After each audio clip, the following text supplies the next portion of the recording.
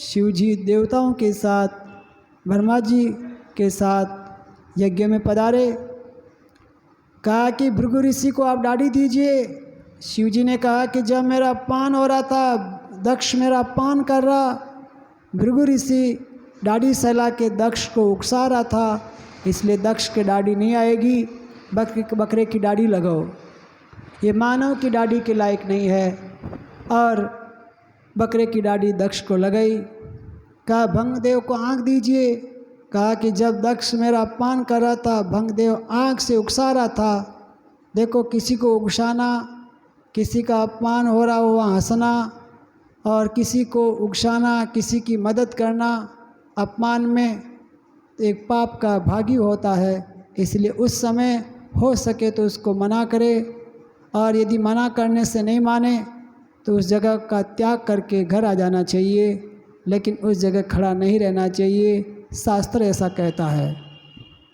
तो यहाँ भंगदेव क्या है कि आँख से उकसा रहा था। शिव जी ने कहा इसके आँख नहीं आएगी, आँख थी, तब इन्होंने दुरुपयोग किया, इसलिए अब दूसरे की आँख से देखेगा, मित्रावरण की आँख से देखेगा। अब कहा कि ये जो पूसा के दांत टूट गए हैं, इसको दांत दीजिए।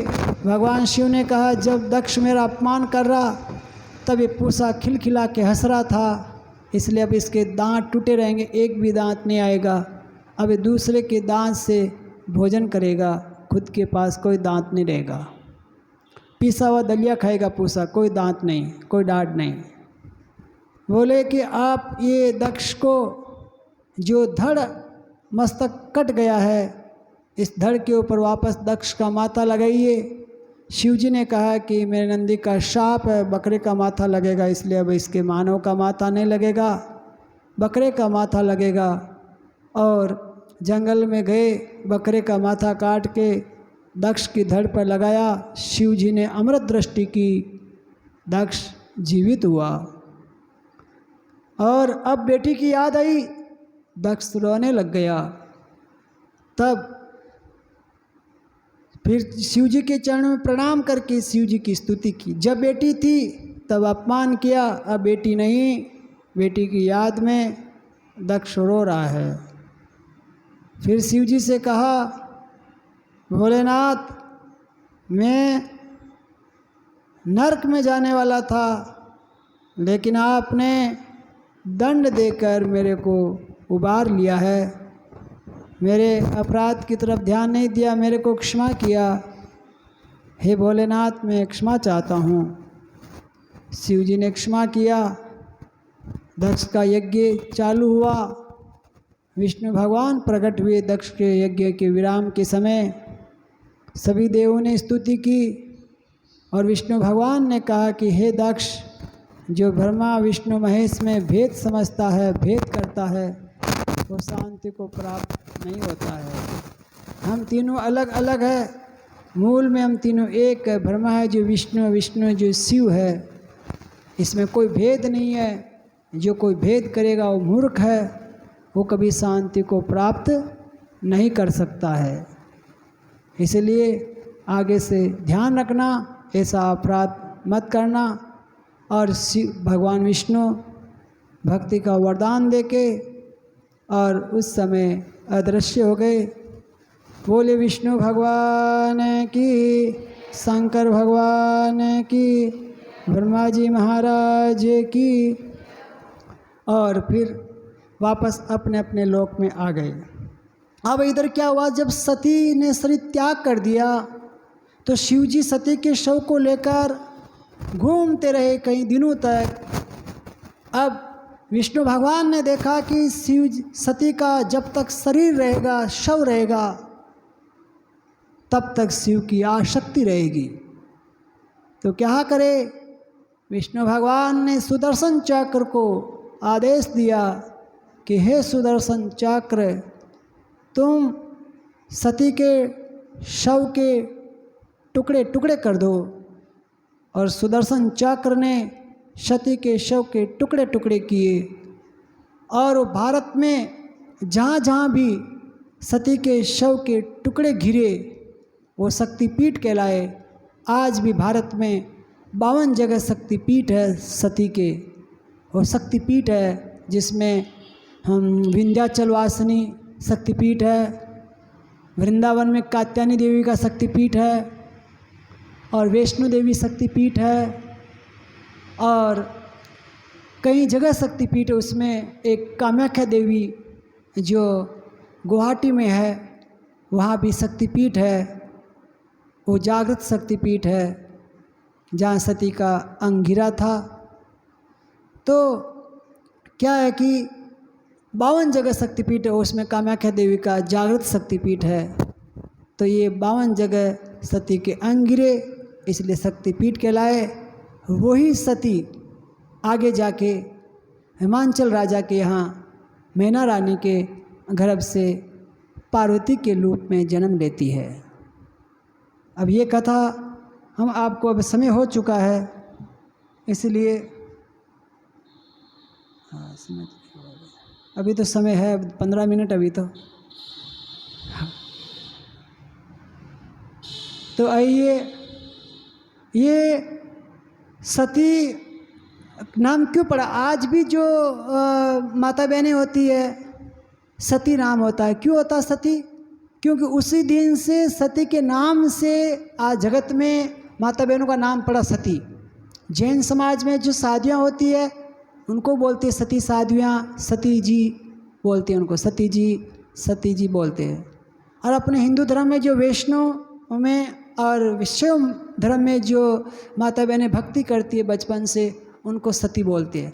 एक सती उसको बोलते हैं जो क्या है कि जब उसका पति शांत हो जाता है वो सहज में ही सती हो जाती है, उसको सती बोलते हैं। तो हर कुल में एक सती जरूर है, हर गोत्र में एक सती जरूर है, जिसकी हर समाज के लोग और हर समाज में हर गोत्र में एक एक सती हुई है, पूर्वजों में बडेरों में, तो आज भी उनकी पूजा की जाती है।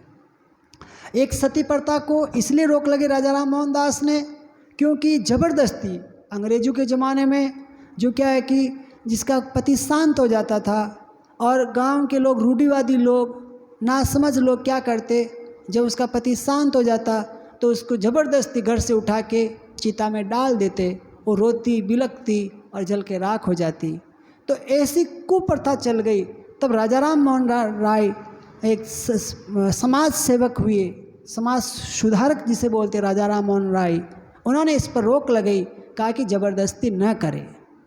और सती का जो सत प्रकट होता है वो सहज में होता है, कोई ज़बरदस्ती नहीं होता, वो सहज में होता है।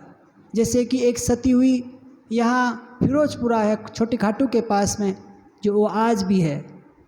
वहाँ उस सती जी का नाम है सोनी बाई। जब वो खेत खोद रही थी तो उसका पति नौकरी करता था वाटर बॉक्स में, सरकारी नौकरी। वहाँ कोई झगड़ा हो गया था, आपस में झगड़ा हुआ। तो फिर क्या है कि उन्होंने अपने सासू जी से कहा कि आपके बेटे के और कुछ लोगों में झगड़ा हो गया। सासू ने कहा तुम झूठ बोल रही हो, कोई बात नहीं। थोड़ी देर बाद में कहा कि वो तो शांत हो गए हैं, कि तुम झूठ बोल रही हो, खेत खोद रही हो।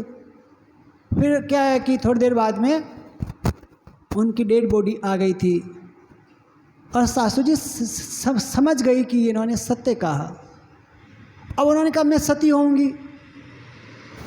तो गांव के लोगों ने मना किया और वहाँ पुलिस भी आ गई थी। अब उन्होंने कहा कि आप मेरे सती नहीं होने दे रहे, कोई बात नहीं, लेकिन उनका दाह संस्कार खेत की मेड़ पर करना, खेत पर करना। उनका दाह संस्कार खेत पर हुआ। फिर वहाँ उनका चबूतरा बनाया और वो वहाँ कुटिया बना के भजन किया, गुफा खोद के भजन किया। और भजन करते हुए आज वहाँ एक राम मंदिर है, राम जी सीता जी का, हनुमान जी का, और खुद की गुफा, खुद ने जो गुफा खोदी है और उसमें बैठ के भजन किया, वो स्थान भी आज है और एक भव्य आश्रम के रूप में वहाँ उपस्थित है, ये फिरोजपुरा छोटी खाटू के पास में। तो ये सती नाम तब से चला, सती नाम। एक सती हुई बाला सती जी, जो यहाँ पर जोधपुर ज़िले में है, बाला जिन्हें ये बिलाड़ा के पास में बाला है, और सती जी के नाम से नाम पड़ गया बालाजी, सती के नाम से पड़ गया उस गांव का नाम बाला सती जी। उन्होंने तो, उनके परिवार के सब शांत हो गए। उन्होंने सोचा कि अब जी के क्या करना है। बाढ़ में वो बैठ गई कि अब तो मर जाएंगे शिव जी के मंदिर में। लेकिन बाढ़ आया, शिव जी के मंदिर के पानी भी स्पर्श नहीं हुआ, चारों तरफ पानी भरा हुआ था, वो बच गई। सोचा कि ये मेरा परिवार ही चला गया, जी के क्या करना है, यहाँ बचा दिया भगवान ने, अब कैसे बचाएगा, अन्न जल का त्याग कर देती हूँ। उन्होंने अन्न का त्याग कर दिया, जल का त्याग कर दिया, फिर भी वो जीवित रही। सोचा कि भगवान नहीं चाहते हैं मेरा अंत करना, और फिर उन्होंने जीवन भर राम राम किया। और वो गुलाबदास जी महाराज जी, जो रैन संप्रदाय के थे गुलाबदास जी महाराज, उनसे दीक्षा ली, जीवन भर भजन किया और फिर अंतिम में शरीर त्याग किया। आज बाला सती के नाम से वो धाम प्रसिद्ध है जोधपुर ज़िले में। और एक है जो ये फिरोजपुरा में जो सती जी अभी है, ये सती जी फिरोजपुरा में तो छोटे खाटू के पास में, ये सती जी के गुरु थे मूर्ति राम जी महाराज, जो भादवासी वाले संत थे। भादवासी है एक नागौर जिले में पोधाम के पास में, वो उनकी शिष्य थी मूर्ति राम जी महाराज जी की ये सोनीबाई जी। तो सती नाम से मैं सती की व्याख्या इसलिए की कि जो भगवान शिव की पटरानी थी सती, जगदम्बा सती, उनके नाम से जगत में एक सती नाम का की एक पवित्र प्रथा शुरू हुई है, जो आज भी वो चल रही है। आज भी माता बहनें भजन करती है। वो मतलब जो सती होती है वो क्या है, सूर्य भगवान से आग मांगती है और सूर्य भगवान उसको आग देते हैं। आग देने के बाद में वो जलती है तो उसको दर्द नहीं होता है, उसको दर्द नहीं होता, वो सहज में शरीर त्याग कर जाती है। वो असली सती वो होती है। बोलो सती माता की। ऐसा। और